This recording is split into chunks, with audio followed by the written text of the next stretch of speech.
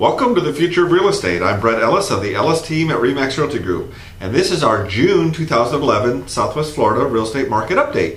So it's been about a month or so I just want to give you some highlights and some graphs and show you exactly what's going on, because our market is definitely on the move right now. We've been telling you it's on the move. We've got evidence now that it's on the move, and we're going to tell you why that's important and what you need to know. So first of all, let's look at our listing inventory. It's definitely been headed down here.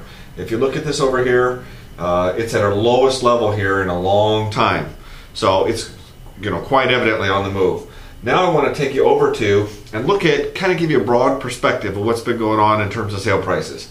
As you know, we had our big run up in about 2005, and of course they bottomed out here in about 2009, bounced along the bottom. They kind of went up a little bit by year end 2010.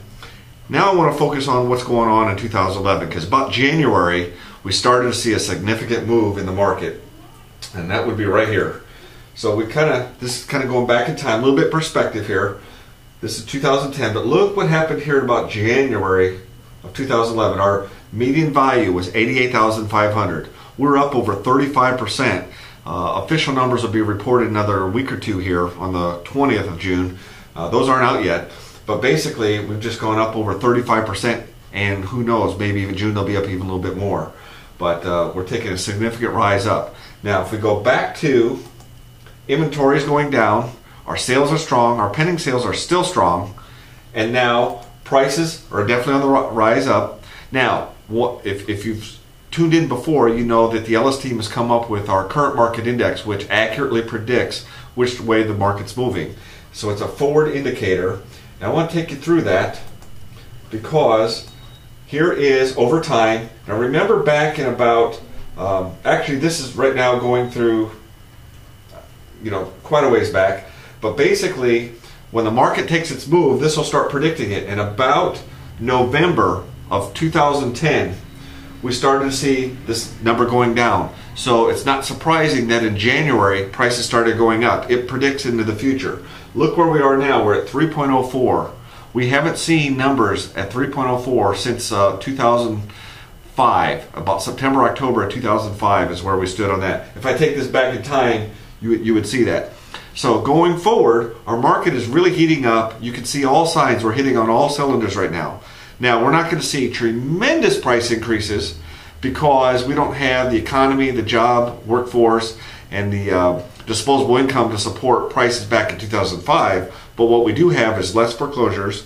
Short sales are rolling right along, and there's upward pricing pressure simply because we're running out of that inventory. If we go back to those inventory levels, I can't state that enough. Definitely on the way down. Now, here's what you need to know to take from this.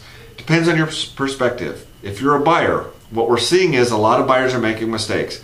They've realized they've missed that bottom of the market. So what they're trying to do is come in and say, hey, I don't want to miss out on this. These are still pretty good prices.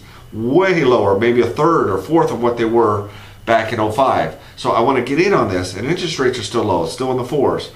But I feel like I've missed the market. Now, the only way you know you've hit bottom is when you see it in your rear view mirror.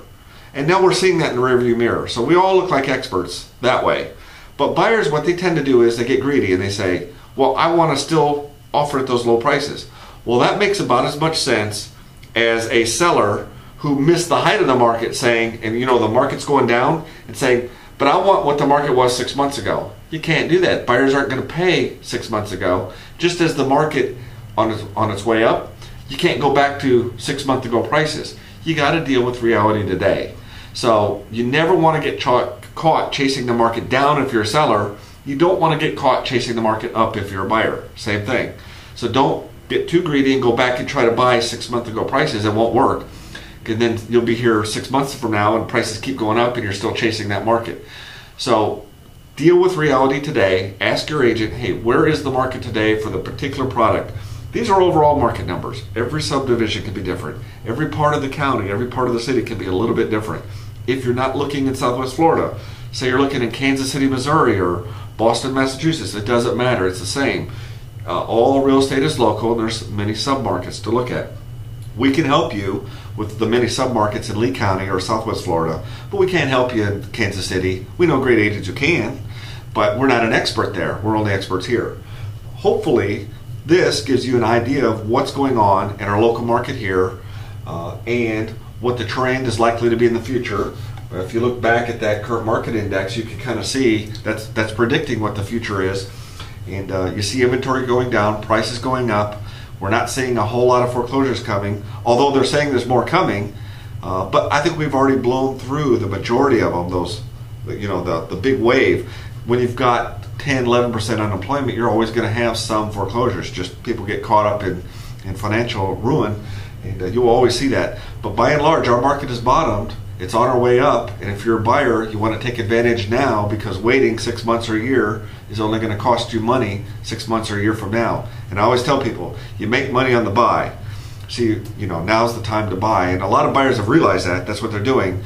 We're just trying to educate you not to make typical buyer mistakes. If we can save you from that, we'll probably save you some money and get you in your first or second choice as opposed to your sixth, seventh, or eighth choice.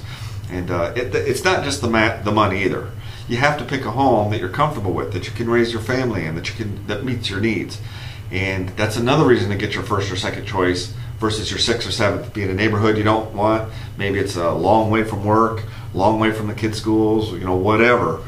I always find in life it's best to go for it and get what you want, as opposed to getting what life gives you. And that's where destiny is in your hands. So, but hopefully by educating you, you can see what the market's doing, and then you can take appropriate actions. You've been watching The Future of Real Estate, the June 2011 edition, and thanks for tuning in.